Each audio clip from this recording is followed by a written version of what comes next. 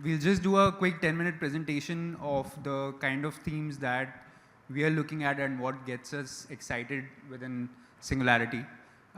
Big thanks to Vishal from BCG, who has been our mentor in this entire journey and has been a great advisor to us on how to think about this structurally so that we can come up with achievable solutions and deploy capital at scale. I'll start with it. So India's energy security, I think we all know that we are heavily dependent on imported fuel. Just to put some context, India's gross import bill is $180 billion. Net, we import $145 billion, and this was as of FY24 when oil price was just like $50 on average. So I think maybe in FY27, maybe this year, we might see the import bill going upwards of $200 billion. So as we were discussing in the morning, this is more than 2.5x of our defense budget, more than our FDI flows, more than our total capex budget. So what is important for us is to structurally find a solution for energy security. And Vishal will talk through the two options which we have available. So what you saw on the previous pages in terms of what we call as energy, I mean, a lot of it obviously goes towards as an energy source, but a lot of it is also as input feedstocks into various industries like fertilizers, chemicals, etc. Right? And you would have heard a lot of discussion around electricity as a primary driver of transition, which is to say that wherever you have end use of energy which can be electrified as a consumption source, and then you ramp up your electricity generation. So that's basically mobility, that's buildings and homes, where we already have a lot of the air conditioning in India. I mean, pretty much all the air conditioning in India, for example, is already electrified, which is not the case with the West. The West uses a lot of gas. Mobility, we are getting there in terms of electric mobility. And then similarly, you have some solutions where right now you're using, energy feedstocks as input feedstocks, whether it is in the refining industry, whether it is an ammonia fertilizer, where you would have heard hydrogen or green hydrogen or electrolysis-based hydrogen as a replacement for that. And similarly, generating other molecules for other uses of energy, right? So, I mean, broadly, the thematic is to electrify as much as possible and then kind of generate both electrons and molecules, right? So, I mean, thematically, if you look at the playbook, one is we've been scaling the domestic electrons substantially. So whether it is, solar, hydro, storage, wind, nuclear, investing a lot in grid transmission so that we can create a completely domestic supply of electrons. The second pillar is to then basically electrify the end users, which is right now if you're using petrol, diesel for mobility, you basically move to an electric mobility kind of infrastructure. Similarly, electric buses and trucks. I think this war also kind of pushed, it was like a COVID-like moment for electric cooking. I think a lot of us, I worked in the utility sector and we used to push a lot on electric cooking, but I think this war became like the COVID moment where people automatically tried to shift towards that. If you have to become self-sufficient, and there are some compromises that have to be made as well. But, of course, nobody has applied their mind on the innovation in that direction. I'm sure, if you do that, then we can come out with a solution on that. But the stocks of induction cooking ran out, if you have noticed recently. And this is something that we've been trying to push for quite some time, right? I think the last one is the more difficult one. Because the first two buckets that you see are already in the money kind of solutions, right? I mean, renewables is pretty much already cheaper than fossil-based electron generation. A lot of the end users, whether it is mobility or cooking, etc., is also cheaper than the alternative. But the last pillar that you see, which is, green hydrogen, ammonia, these are probably not in the money. The alternatives or the incumbents are cheaper. So that's a question of, when that offtake happens, right? But I think those are the broad three pillars on the transition. I think it's always interesting to look at China because China faces some of the same structural issues that we have from an energy standpoint. I mean, they don't have domestic, oil or gas production. It's similar to what India, I mean, not very different. But some numbers that I find very striking, if you looked at their electricity contribution to their overall energy mix was about 4% in 2010. And as we stand now, it's closer to about 12-13%, right? Which is like a massive ramp up because this is not just a shift in the mix. The absolute energy consumption also has gone up. And, there's a shift happening as well as, growth in that.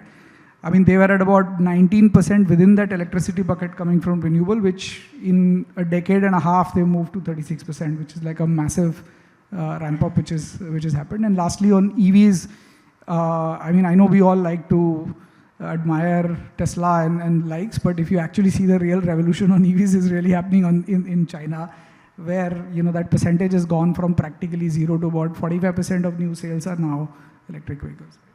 So I think, as we are discussing, I think electrify whatever you can, right? So in terms of generation, in terms of consumption, I think that is one key solution. And we have already seen like success stories like China and a lot of other countries which are import dependent, Europe, etc., are trying to adopt it. In India, we are blessed with a lot of natural resources, and this shift is already underway. This is electrification is something that the government also recognized just almost 10 years ago. And these are some of the places where their policies are actually working very well.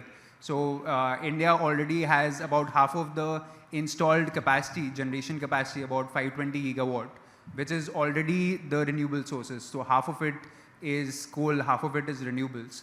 The problem that we have to address now is how do we make renewables more reliable. So I think beyond the 6-8 hours that solar is available, that is not good enough to power anything for the entire day, entire 24 hours. So we have to look at combined solutions, and that is the direction that we are heading, right? Incrementally, another 600 gigawatt will come up in terms of capacity which will get added. And obviously, I think the numbers are quite staggering. What you see on the right, the amount of capex which will go into solar, 14 lakh crores, capex which will go into wind, 7 lakh crores, and transmission and distribution, which is required to kind of transmit all of this.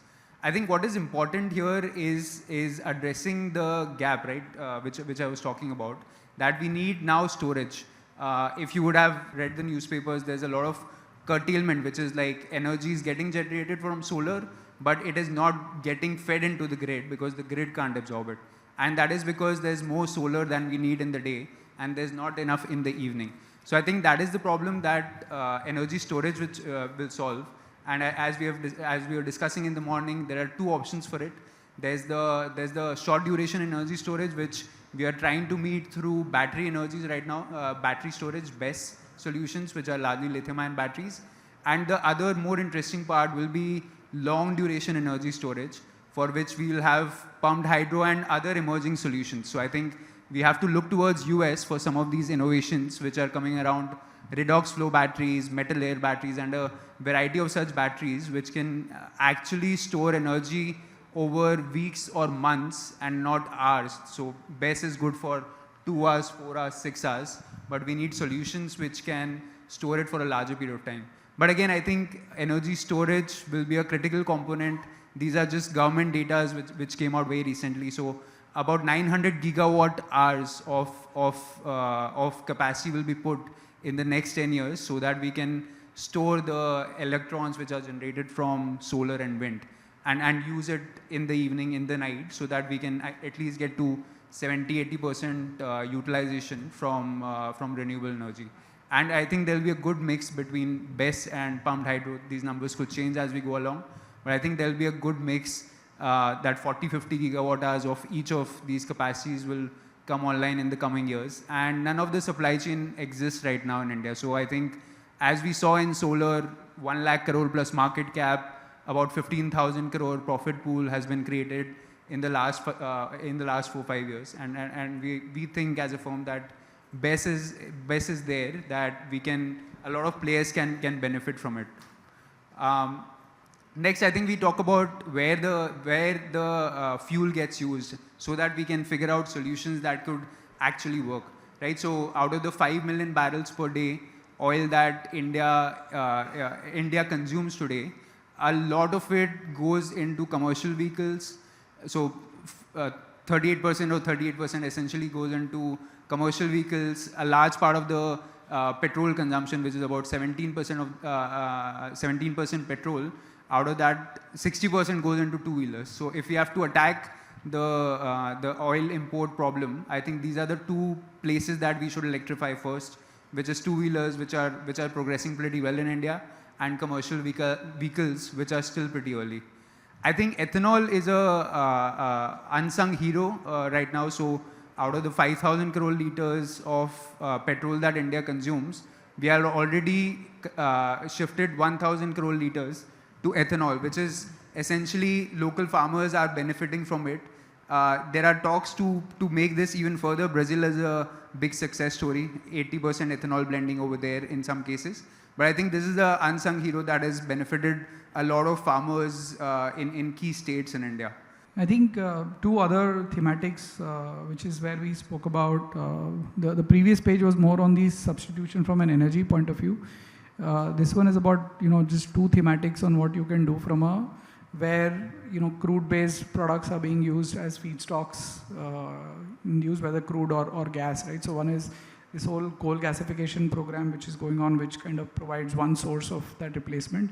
And the other is the National Green Hydrogen Mission, which you would have heard about, is to not just cater to Indian demand, but also to cater to global demand, where a large part of this goes towards replacing our LNG and gas imports, which are there, and also kind of providing an alternative to LNG for the world.